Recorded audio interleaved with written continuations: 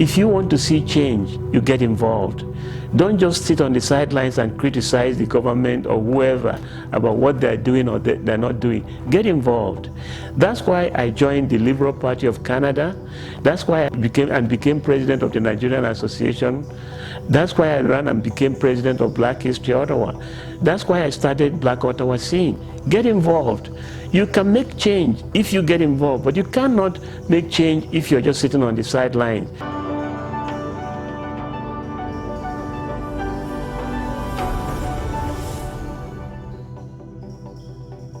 I was born in Enugu, Nigeria, in the eastern part of Nigeria, and I grew up in that town.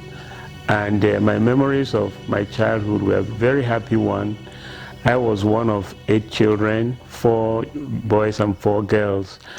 And we had very devoted and loving parents. My best memories were, trekking on foot to school, which was like a mile away, and then playing soccer barefoot after school. Those were very happy times, and I really relished those memories. I went to secondary school, well, primary school first, and then secondary school in Enugu, the College of the Immaculate Conception, where I was one of the top students in the graduating class. That was my most memorable experience, being in boarding school. When I finished high school, I got my first job working in the veterinary department as a veterinary assistant in training. So we were trained to help the veterinary surgeon. They sent us for training at the University of Nigeria in Nsukka. I was there for 1 year, and then while I was there, I got a federal Nigerian scholarship to go to England to study occupational therapy. And so I left, and I was in England for 3 years when I got my diploma, and the plan was to come back to Nigeria after my education. But then the Biafran Civil War broke out, and my plan to return to Nigeria was put on hold. And so that's why at that point that I made a decision to relocate to Canada. During that period, Britain was very much in the radar in terms of what was going on between Nigeria and Biafra. And even though the evidence on TV from their own BBC, from ITV and so on, was showing the mass starvation among the Igbo people, the bombing of innocent civilians by Nigerian jet fighters, and the terrible suffering of our people, but the British government insisted there was no problem, even though all the rest of the world was saying there was a genocide taking place. So I was so angry and so frustrated, just like many of my fellow Igbos who were living there, that I personally decided, and many of my friends made the same decision, that England was no longer a welcome place for us to stay. So I started exploring, and then and I found out about Canada, and I had some friends in Canada as well, some former schoolmates. And then I applied for a job, and I got a job. Actually got 2 jobs, one in Toronto and one in Hamilton. So I took the job in Toronto, and I came here, and that was one of the best decisions I've ever made. And secondly, I came to a place where I found something very refreshing. They didn't have this overt racism that was rampant in England. It was so common in England to see you're looking for an apartment, and they say, you see an ad saying, apartment to rent, no colored. But then, over time, I realized that Canada had its own brand of racism, which was much more subtle. I arrived in, I think in August 1969, and the war ended in November. And so my first contact with my family, they didn't know I had moved to Canada. They thought I was still in England. So I wrote to them and told them where I was. And then when they wrote back and described how terrible the conditions were, how destitute they were, they had lost so much. And I was, I was single, I was getting decent pay. And so I started sending money to them to help them recover from the war. And they told me that that money I sent made so much difference to them. They were able to share that money with our extended family.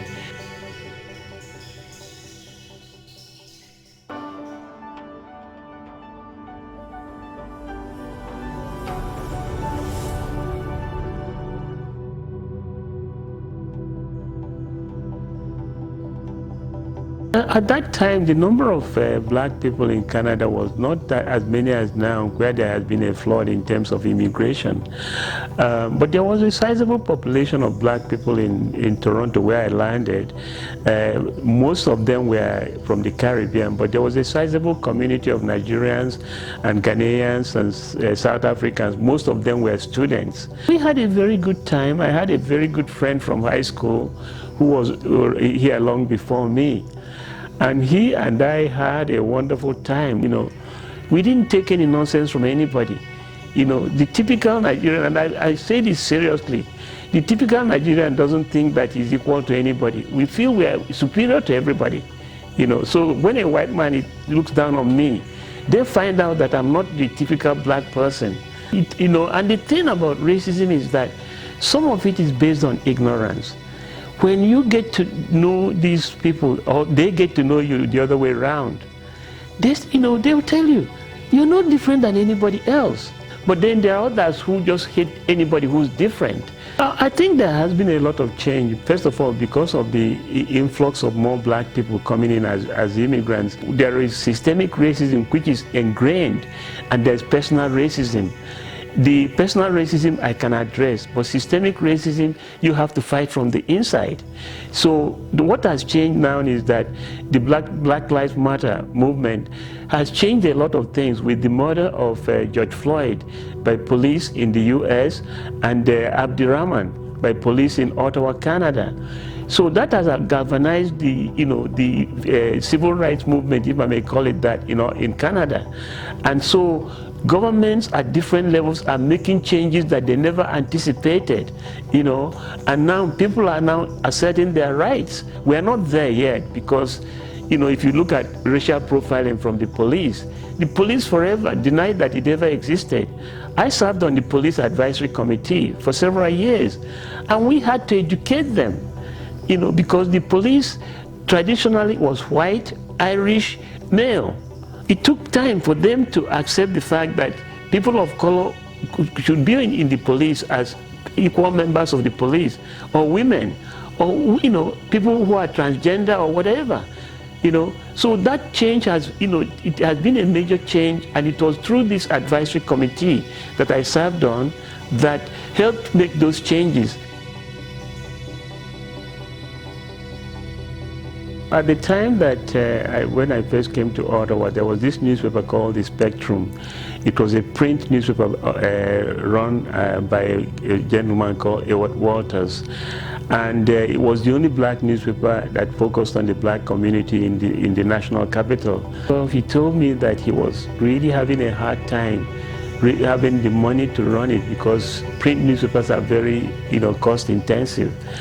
And he wasn't getting enough advertisements to pay his costs, you know, and he was dipping into his own pocket to run it.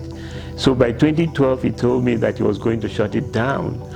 And then you know, we started talking, and I said, look, at that time, the internet was just coming into its place, you know, it wasn't as popular as it is now. So I said, I'm going to step in, but I cannot step in and take over a hard copy newspaper because I couldn't afford it. I didn't have that kind of money. I was going to go digital. I attended courses online, I attended courses in person. Luckily for me, my son-in-law is a software developer. So he, you know, walked me through the process of, you know, desktop publishing. And then I went to this course by an agency called Invest Ottawa, where I assigned a mentor to me, somebody who was an experienced journalist, you know, and she was very helpful in getting me to understand the landscape of, you know, journalism. I was covering everything all by myself. Then over the next year or two, I recruited volunteers who were mostly members of my family or my close friends to help me run it. The challenge of using volunteers is that, as you know, what you see is what you get. You cannot hold a volunteer accountable for something that he promised to deliver and didn't deliver. If I give somebody an assignment, I have another plan of something that I can use if he or she doesn't deliver. And then over time, I was able to recruit students, student journalists, and you know, different kinds of people, and some people came out of nowhere to offer to help. And so now 10 years later, we're still there. We're still, not only survived, but we're thriving. We have readers from all over the world, although most of our readers are Canadian.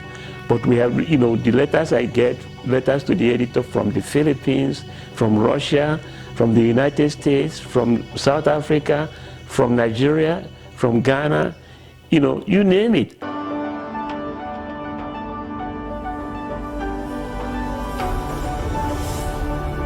The lifeblood of any newspaper is advertising. And that is one area that I didn't have any training, and I had no knowledge of advertising. And for me, online, I'm competing with the heavyweights, Google, Instagram, Facebook. I don't have enough advertising revenue, and that's what did in the Spectrum. That's why the Spectrum collapsed. The advertising you see now, maybe 5 or 6 every month, they're my friends. I feel incredibly grateful to God that I've come this far. If I had my wish list,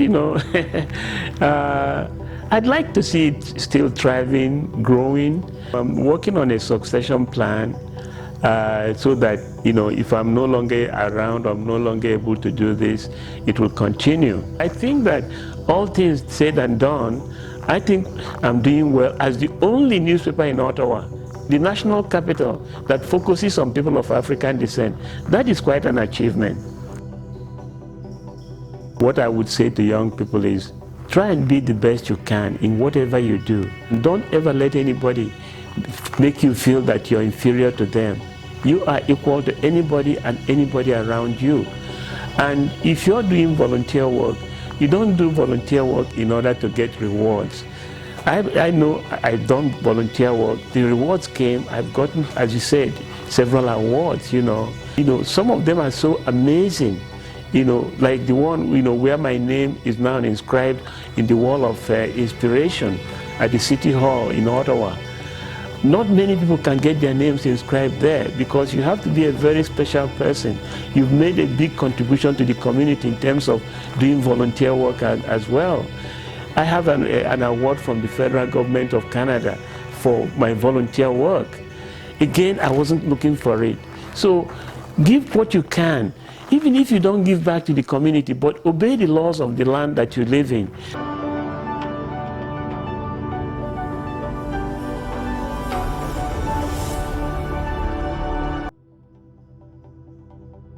I'm very blessed that I have a family. I have 3 children and 3 grandchildren.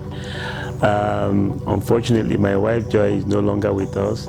She passed away 6 years ago. But we raised our children to be respectful, to be devoted to God, to obey the laws of the land, and to be the best they can in whatever they do. We went back to Nigeria for a while, and then we decided to come back to Canada. That was one of the hardest things we've ever done. But we worked very hard.